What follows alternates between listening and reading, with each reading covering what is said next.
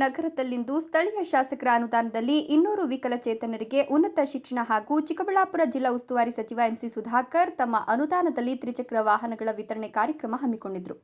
ಕಾರ್ಯಕ್ರಮಕ್ಕೆ 200ಕ್ಕೂ ಹೆಚ್ಚು ಅಂಗವಿಕಲರು ಹಾಜರಾಗಿದ್ದರು. ಆದರೆ ಫಲಾನುಭವಿಗಳ ಆಯ್ಕೆ ಪಟ್ಟಿಯು ನೆಟ್ಟಗೆ ಮಾಡದೆ ವಿಕಲಚೇತನ ಅಧಿಕಾರಿ ಜಗದೀಶ್ ಕೇವಲ 84 ವಾಹನಗಳನ್ನು ಮಾತ್ರ ತರಿಸಿದ್ರಂತೆ. ಇನ್ನುಳಿದ ವಾಹನಗಳು ಎಲ್ಲಿ ಅಂತ ಕೇಳಿದ್ರೆ ಇನ್ನೂ ಲೋಡ್ ಆಗ್ತಿದೆ ಅಂತ ಉಡಾಫೆ ಉತ್ತರ ಕೊಟ್ಟಿದ್ದಾರೆ. ಈ ವೇಳೆ ಭಾಷಣಕ್ಕೆ ನಿಂತ ಸಚಿವ ಸುಧಾಕರ್, ಇಂತಹ ನಾಲಾಯಕ ಅಧಿಕಾರಿಯನ್ನ ನಾನು ಎಲ್ಲೂ ನೋಡಿಲ್ಲ, ನನ್ನ ಕನಸಿನ ಕಾರ್ಯಕ್ರಮ ಕೆಟ್ಟೋಯ್ತಲ್ಲ ಅಂತ ಬೇಸರ ವ್ಯಕ್ತಪಡಿಸಿದರು. ಬಹಳ ಬೇಜವಾಬ್ದಾರಿಯಿಂದ ಅಧಿಕಾರಿಗಳು ಇವತ್ತು ನಡ್ಕೊಂಡಿದ್ದಾರೆ.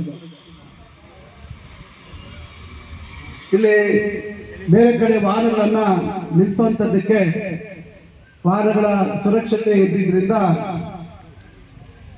ಕಿಶೋರ್ ವಿದ್ಯಾ ಭವನ ಆವರಣದಲ್ಲಿ ಶಾಲೆ ರಜೆ ಇದ್ದಿದ್ರಿಂದ ಇಲ್ಲಿ ಇದನ್ನ ವ್ಯವಸ್ಥೆ ಮಾಡುವಂಥದ್ದಾಗಿದೆ.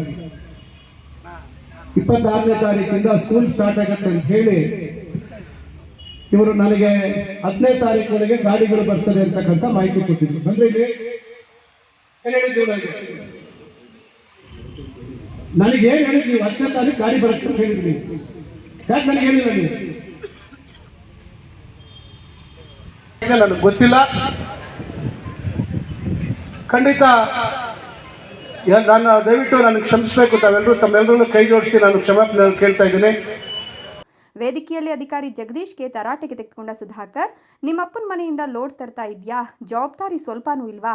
200 ಜನರನ್ನ ಕರೆಸಿ 84 ವಾಹನಗಳನ್ನು ತರಿಸಿದ್ಯಾ? ನಾಚಿಕೆ ಆಗಲ್ವಾ? ಒದ್ದು ಬಿಡ್ತೀನಿ ನೋಡು ಅಂತ ಏಕವಚನದಲ್ಲೇ ಬೈದು ಚೀಮಾರಿ ಹಾಕಿದ್ರು. ಇನ್ನು ಅಧಿಕಾರಿಗಳ ಮೇಲೆ ಎಂದೂ ಇಷ್ಟೊಂದು ನೇರವಾಗಿ ಬೈದು ಅವಮಾನಪಡಿಸಿದ ವ್ಯಕ್ತಿ ಸುಧಾಕರ್ ಆಗಿಲ್ಲ. ಆದರೆ ಇವತ್ತು ಆ ಅಧಿಕಾರಿ ತೋರಿಸಿದ ನಿರ್ಲಕ್ಷ್ಯ, ಬೇಜವಾಬ್ದಾರಿತನಕ್ಕೆ ಕುಪಿತಗೊಂಡ ಸಚಿವರು ವೇದಿಕೆಯಲ್ಲೇ ಹಿಗ್ಗಾಮೊಗ್ಗ ತರಾಟೆಗೆ ತೆಗೆದುಕೊಂಡ್ರು. ಅವರ ಈ ರೌದ್ರಾವತಾರವನ್ನ ನೋಡಿ ನೆರೆದಿದ್ದ ಜನರು, ಅಧಿಕಾರಿಗಳು ಕೂಡ ಬೆಚ್ಚಿ ಬಿದ್ದಂತಾದ್ರು.